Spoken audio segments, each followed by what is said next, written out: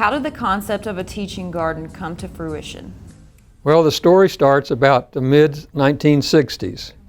Mr. Frank Howe, who was the owner of Clarendon Garden, also had a nursery and a landscape design business. And he wanted to try to do something to develop the property that he had in addition to those two businesses. So he came up with the idea, since he had a lake and a nice little garden around this lake at Clarendon Garden, which is still there, I believe it's still there. He thought that it would be nice to have a group of people come in and help him decide how he could develop the National Institute of Horticulture. And that's where Dr. Stone and Mr. Fred Hewitt got on the committee with some other people. In fact, one was Dr. Francis DeVoe from the Chicago Botanical Garden. And after a few meetings, and Mr. Hewitt would have to drive down here from Norfolk, Virginia. After a few meetings, Mr. Hewitt had a little bit of a temper. He stood up and pounded on the table, according to Dr. Stone, and says, "I'll have no part of any of this from now on," and walked out and slammed the door and went back to Norfolk. Well, I'm sure that upset Mr. Howe considerably. So the committee dissolved. I think the committee overall basically saw that this was not going to work because it was a private enterprise trying to obtain students that would take part in a program partially at the college and partially on private property in Pinehurst, North Carolina, and there was a conflict of interest there, very definitely. I think Mr. Cooper would even agree with that today. But anyway, Mr. Hewitt said, "I have nothing to do with it. That's enough." So he went back to Norfolk, and Dr. Stone called him several days later and said, "Mr. Hewitt, would you please consider being the consultant, a visiting consultant to the college? And we will pay you. You won't get paid much, but you'll get paid for your overnights and your food while you're here." And Mr. Hewitt said, "Well, I will do that for you." And so that's how I got to know Sandhills Community College. Mr. Hewitt, I barely knew when I was at the Norfolk Botanical Garden. I had been there a year out of graduate school at Virginia Tech. And I was very happy, didn't want to look for another job, wasn't looking for another job. And I thought, you know, here's a man asking me to do him a favor, which was Mr. Hewitt, to come down and interview for a job at a place that I had never even really heard of. I was not a golfer, and I'm still not a golfer. And I spoke, I guess, too quickly because Mr. Hewitt said, you know, "Fred, would you do me a favor?" And I said, "Well, certainly, I'll try." And then he popped the point. He said, "Would you please go down to Pinehurst, North Carolina next weekend and interview for a job?" Well, the next weekend was in January, and of course, most people have heard the story. It was right after an ice storm. And that was the beginning of the interview with Dr. Stone on a Saturday morning when there was no electricity in the area. And I was told when I retired, Dr. Stone came back, and I was told when I retired that by Dr. Stone, and he told the entire group that really the only reason I was hired was because I had interviewed for a job coming through an ice storm that had lasted 5 days, and they still didn't have electricity when he interviewed me. He was joking, but I mean, it was an interesting time. And I was employed at the college. February 1, I came down here. It happened very quickly. And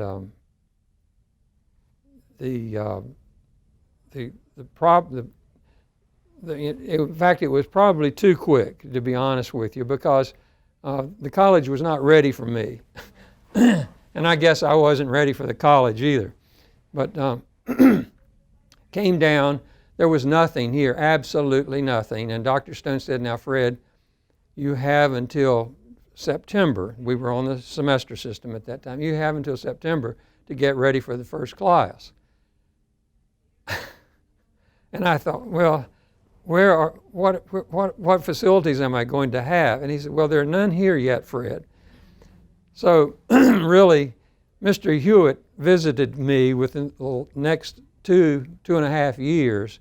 He came down from time to time, spent 2 nights each time he would come, basically to reassure me that things were going to get better. I mean, I was becoming very discouraged. Finally, we got the funding that was needed.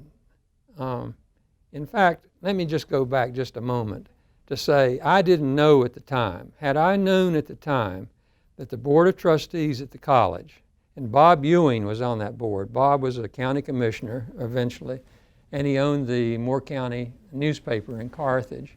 A really wonderful man, became a friend of mine. But Bob came to me several years later and told me the story. But at the time, the trustees were not in favor of this program at all.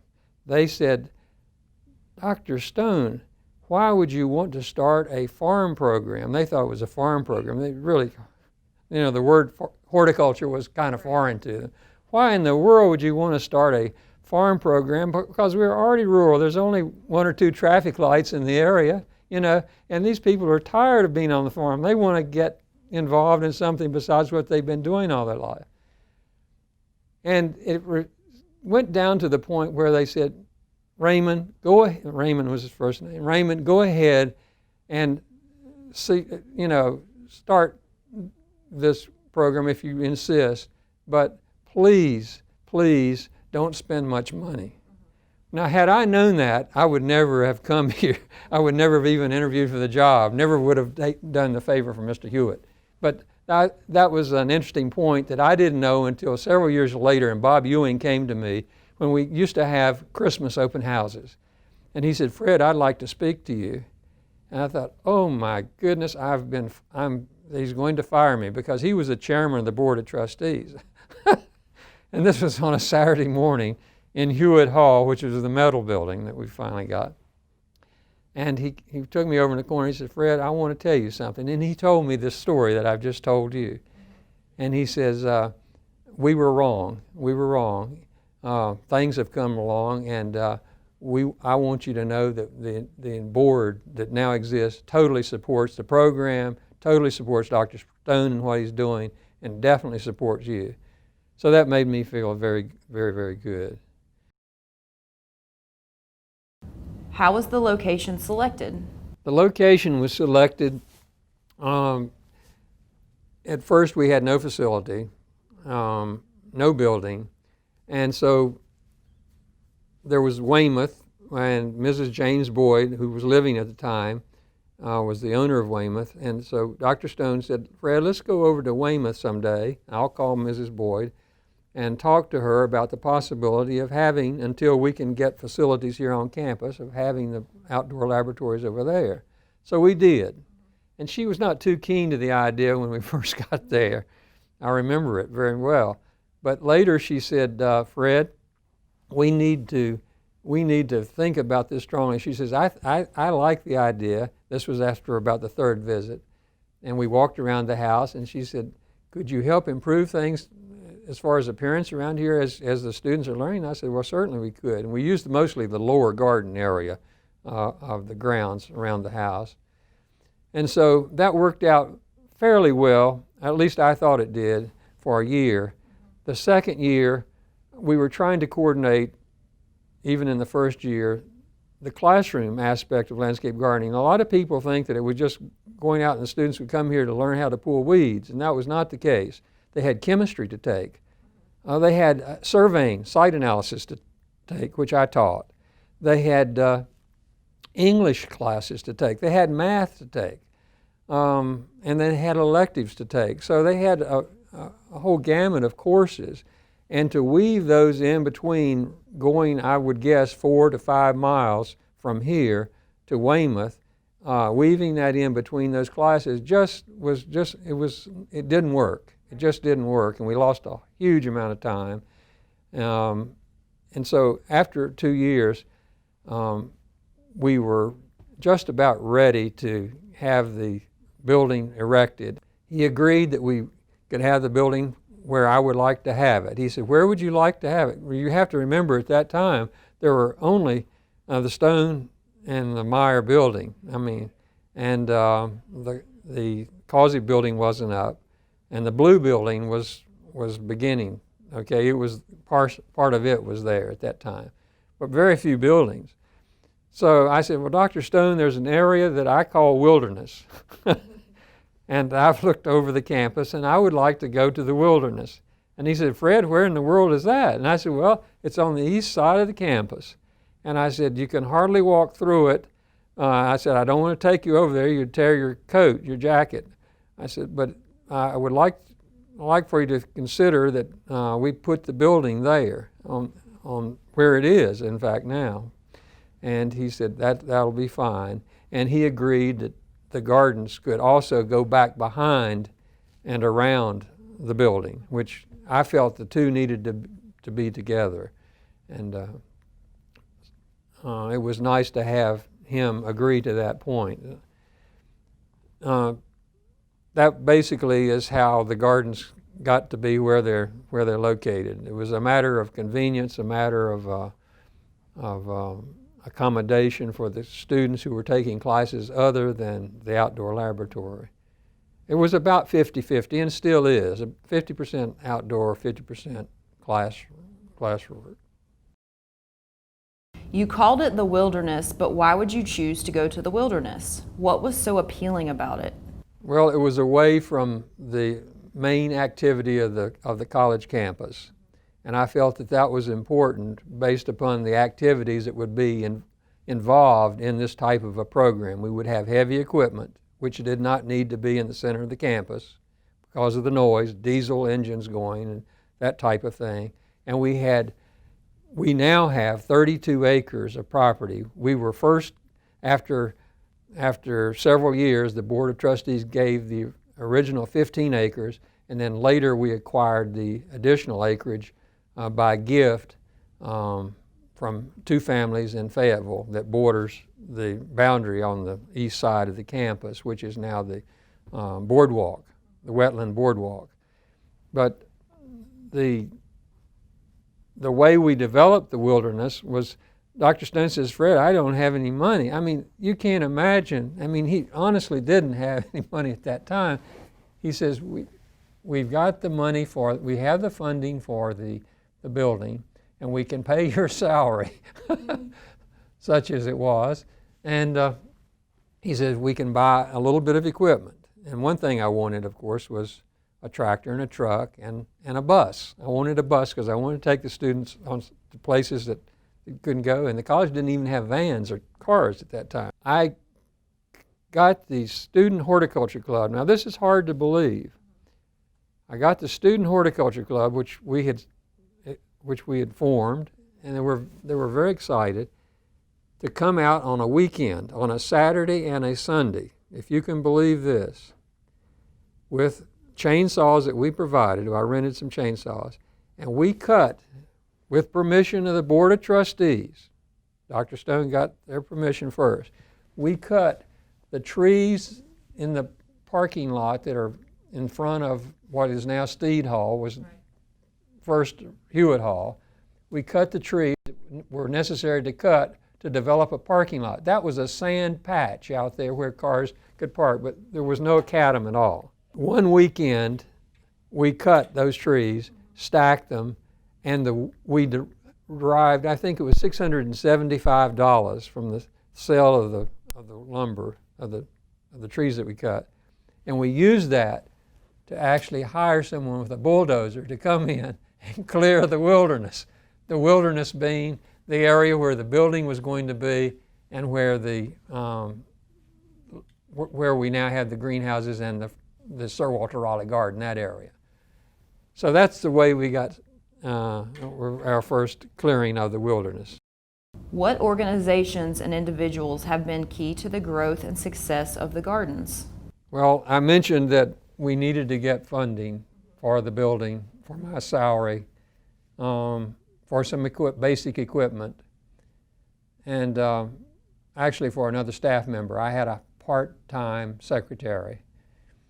And Dr. Stone, prior to my coming, had talked with a Mr. Adkins in Pinehurst, who was retired, who had an airplane, a small plane, and they decided that they would go. Dr. Stone convinced him to please take him up one day to Winston-Salem, and he wanted to talk to some of the foundations up there. So what came out of that was that the Babcock Foundation, the Reynolds Foundation, and the Haynes Foundation came through with monies that were necessary to start the initial pilot program in landscape gardening to build the building. And it took almost a year and a half to get that money in before we could start the metal building. I think the greenhouses in the Butler building were less than $100,000, if you can believe that. Today, even those types of facilities would probably be around $500,000. But Mrs. Jean Flagler Matthews, also of Rye, New York, came through with a donation. Now, Mrs. Flagler Matthews is the Flagler of Florida, whose father put the railroads into Key West, Florida. I mean, they're a very, very wealthy family. And in just passing, I'd say that she's also a distant cousin of Mrs. James Boyd, was a distant cousin to Mrs. Boyd, which I didn't know until she had her yacht tied up at Wilmington one Sunday, came up, and Dr. Stone called me and said, "Fred, come please, we're going to have brunch over at the Country Club in North Carolina." I said, "We are?" He said, "Yes." I said, "Okay." He says, "Mrs. Boyd's going to be there and Mrs. Matthews will be there." And she was a very, very nice person. Later, she sent 2 prospective students down who became students from Rye, New York, right above New York City. And they went through the program, were wonderful people. I remember them both well. And they worked on her estate afterwards. So she had a purpose in sending them down.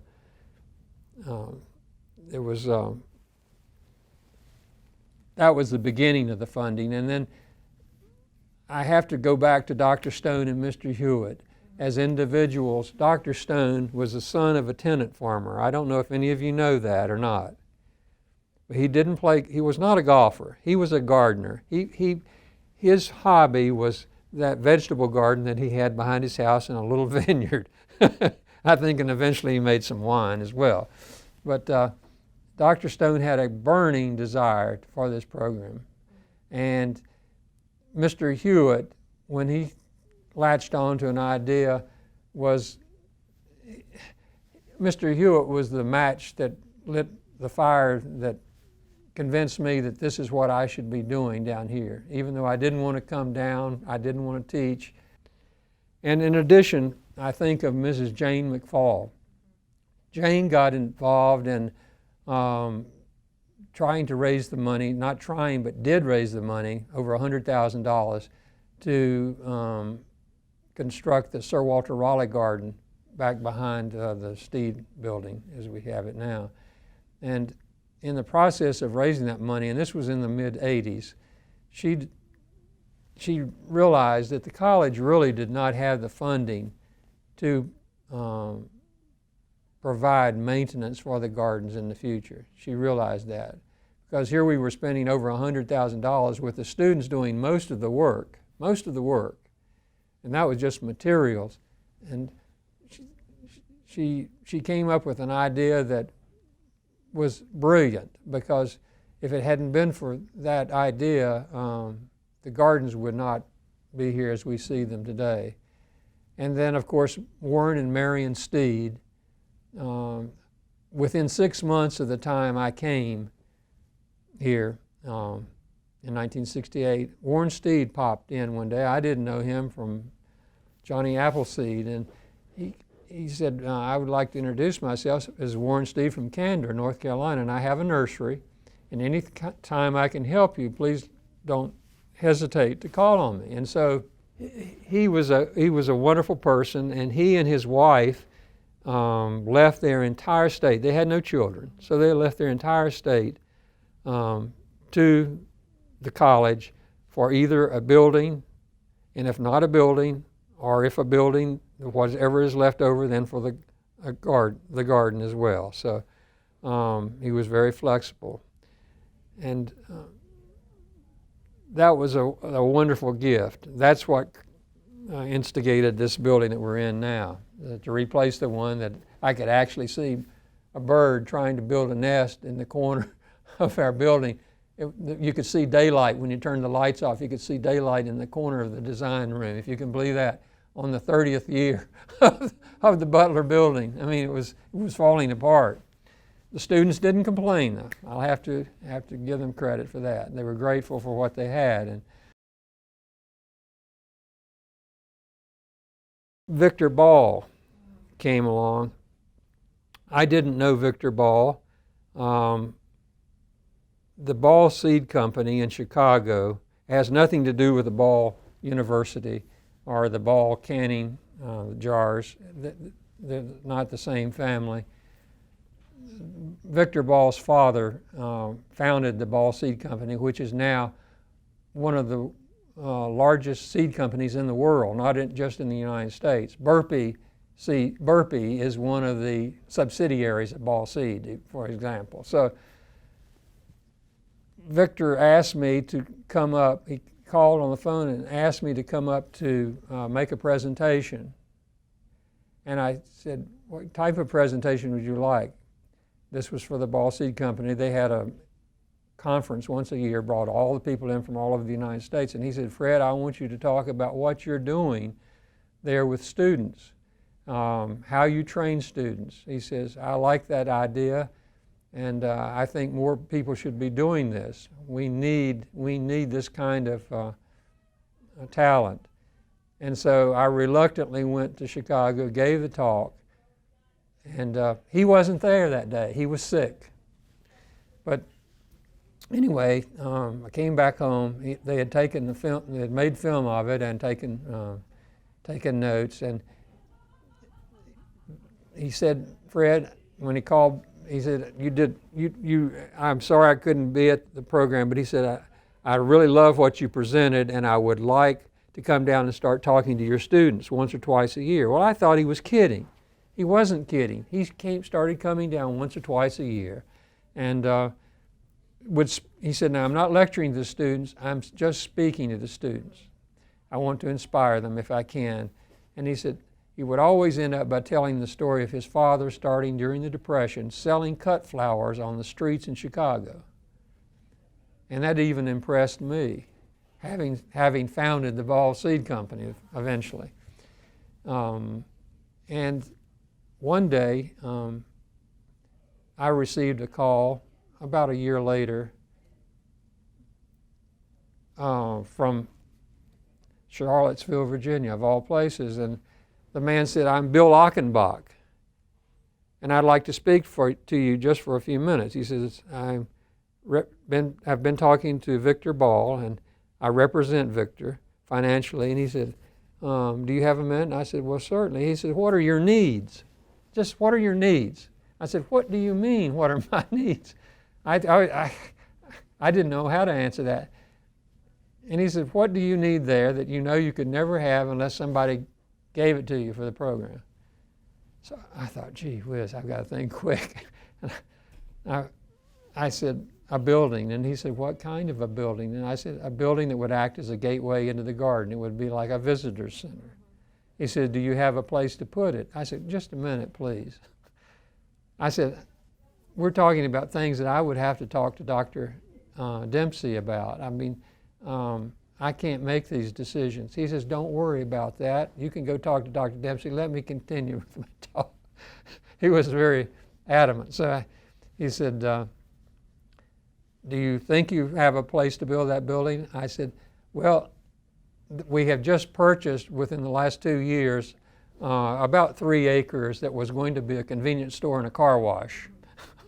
And I said, to protect the college. And I said, possibly that could be the place. I said, it would be ideal. And he said, does it back up to the garden? I said, yes, sir, it does. And it comes right in off the main road.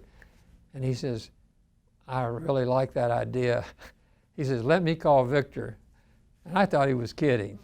He says, I'll be back in touch with you. And I thought, yeah, I'll never hear from this fellow again, you know, Bill Achenbach from Charlottesville, Virginia.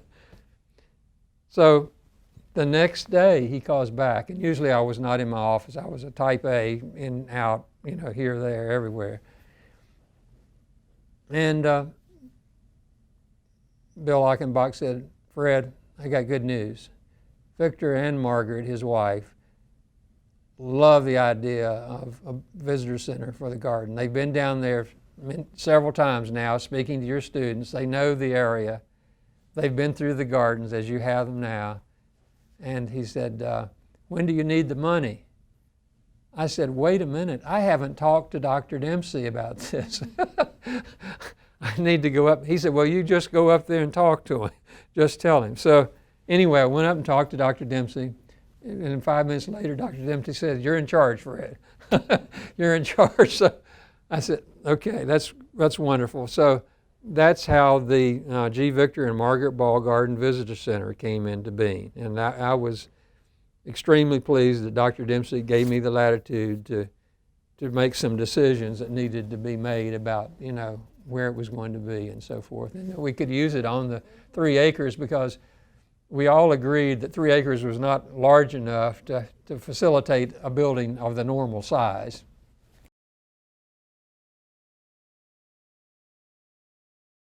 In addition to the people that I've just mentioned and the foundations I've just mentioned, the garden club groups around here have been wonderful. I mean, since the get-go, they have contributed financially, particularly for student scholarships, giving monies in setting up permanent scholarships. We have more scholarships now than we probably have students at the present time. And also they have enhanced funding for the garden when we need items such as statuary, that type of thing. They raise the money for that. So the garden clubs have been wonderful. And then individuals and families have given money for specific gardens, and you'll note those on the signs out in the gardens. So the Adkins Hillside Garden, for example. What was the original curriculum intended to provide its students? We wanted a superb, hands-on horticulture program that led to a degree in associate and applied science degree in landscape gardening. Something that several colleges had at that time, but they didn't really have the hands-on that we have. We have a residency, as you know. It's the only residency that I know of in the United States. The only one. What were the 3 pivotal decisions that gave us the gardens as we see them today? Okay. The first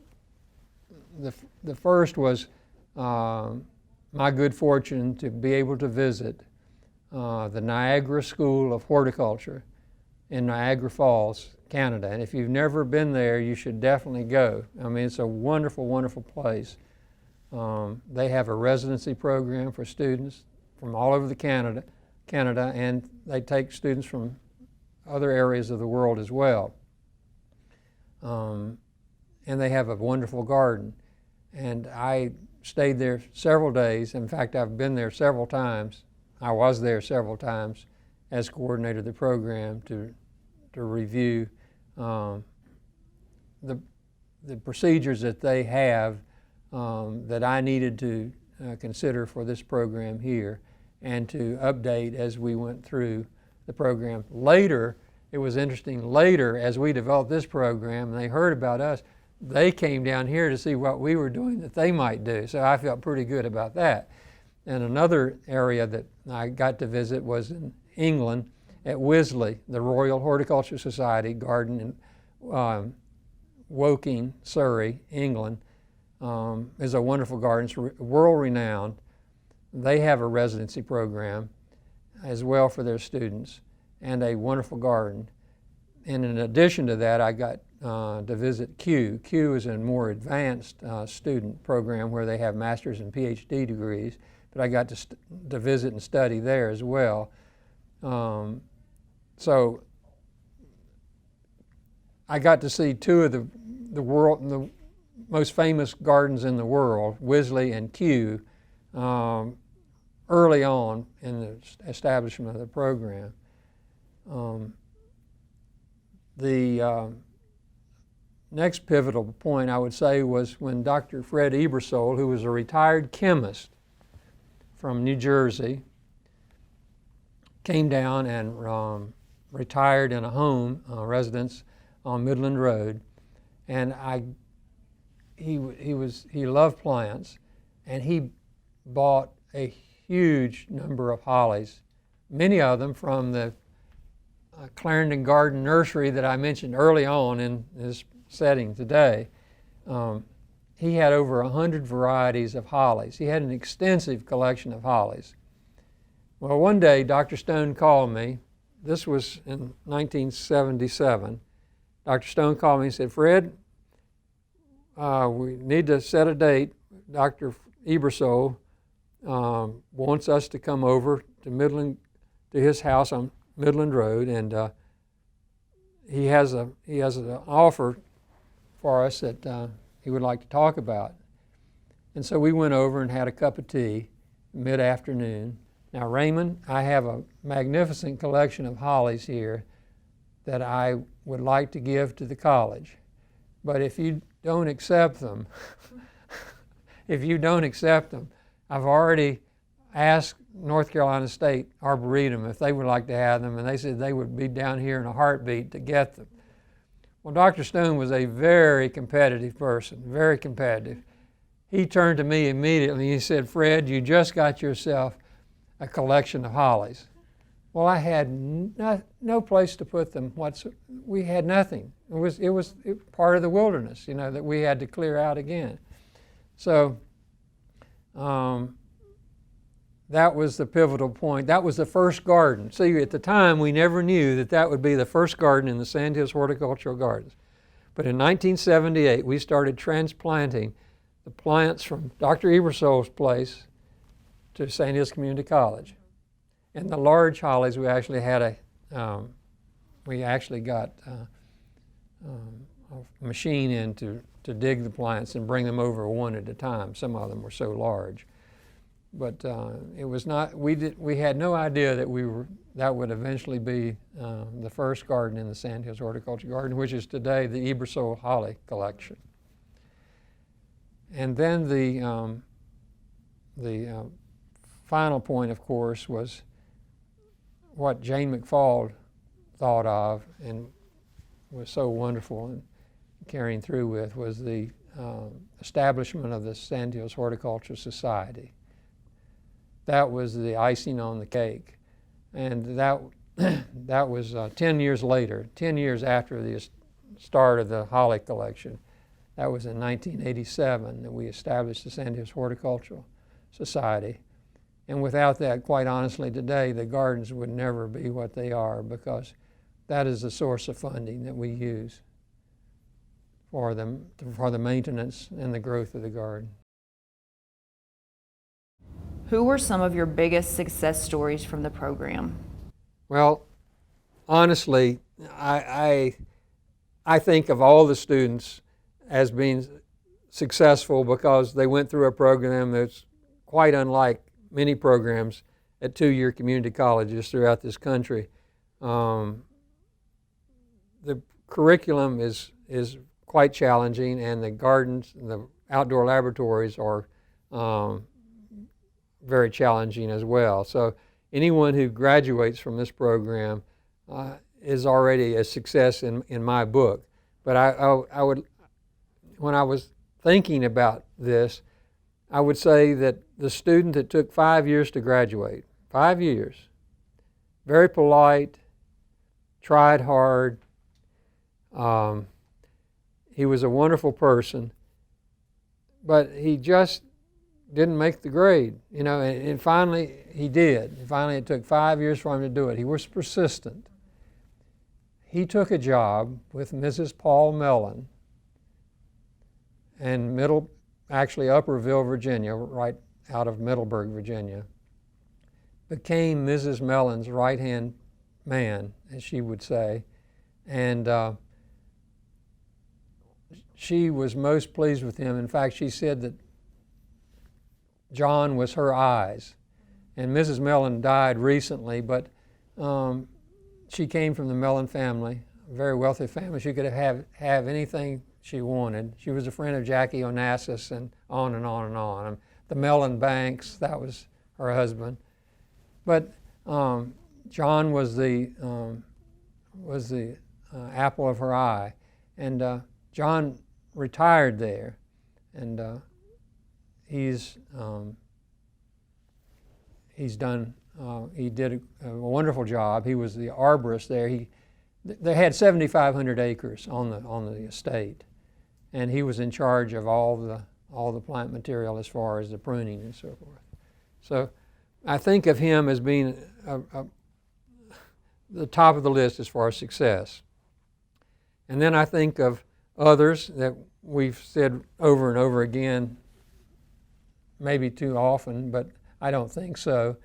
Dale Haney and Tom Gear. Tom graduated in 1971, and Dale in 1972.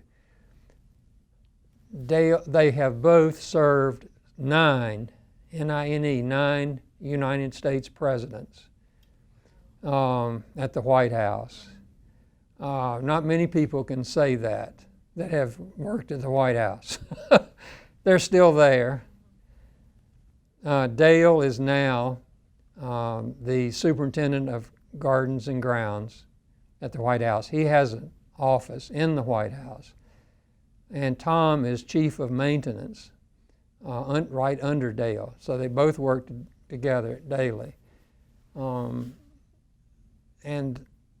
I'm very proud that they have stayed as long as they have. And they have some stories to tell, and I hope someday they'll write a book. I'm encouraging them to. They can't do that now. But they have some stories to tell, and some of them I've heard, which I can't tell either. But I mean, I also think of Pete Gully. I remember Pete Gully locally in Southern Pines. Pete told me, he said, "Fred, I'm fresh out of Vietnam, and I want to go through the program." When he graduated, he said, "I've got an old pickup truck and a shovel and an axe." And he now owns the entire block that the Gully's Garden Center is located in Southern Pines. Now he's pretty much retired, and Graham Gully, his son, went through the program here. Graham also went through the business program at UNC, and then came here. And so now Graham is in charge of Gully's Garden Center pretty much. And I think of other students, Preston Stockton, who is just retired. In fact, she was at our 50th anniversary reunion, who has just retired in December. She was the superintendent of grounds and gardens at Renota Garden in Winston-Salem, the Reynolds area, the Reynolds house. You've possibly been there. She did a very, very good job. I think of David Corse, who worked for Mr. Mellon. Mr. Mellon lived during the week. He lived in Georgetown in Washington, D.C. On the weekends, he would go out to the farm, the 7,500-acre farm, where I mentioned that John Carroll worked. But David worked for Mr. Mellon. He was the gardener there. And when Mr. Mellon died, David had already had the years in to retire, but he started working for Mr. Nicholas Brady, who's the former Secretary of the Treasury for the United States. And David is still there today in Trenton, New Jersey. So David has done quite well. In fact, David called me a week ago to tell me he was sorry he couldn't come, but for personal reasons related to the family, he had to stay there. He was very loyal to the family. And I also think of many others. In fact, Phil Page became the superintendent of gardens at Dunbarton Oak. Dunbarton Oak is in Georgetown in Washington, D.C., owned by Harvard University. It's my all-time favorite garden. I don't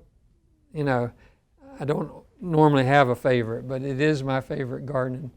And he became superintendent. I was very proud of that. He's now retired. And then we have people coming on like Hillary Blevins, who is going to be the third coordinator of landscape gardening. I taught Hillary in the 90s, and she's taking the place of Dee Johnson, who is just retiring this month in the garden. So the list, I could go on and on and on about the students. I mean, we have, I'm not exaggerating, hundreds of students. And I think of all of them as success stories. I really do. Let me just tell you one other that came here from Florida, Tampa, Florida, over the week, like 2 weeks ago for the anniversary. Robert Zeliff. Robert's first child was named after me, which doesn't mean a thing. Maybe his name Garrett, first name Garrett. But anyway, Robert has been the head grower at Manatee Fruit Company. It's not a fruit company at all, but Manatee Fruit Company is one of the largest cut flower and pot plant growers in the nation. And Robert has been the head grower since 1980. And those are the types of students that, really accomplished a lot. Robert was already a graduate. Many of these students had already graduated from either community colleges or four-year schools before they came here. Phil Page had, Preston Stockton had, and many had not.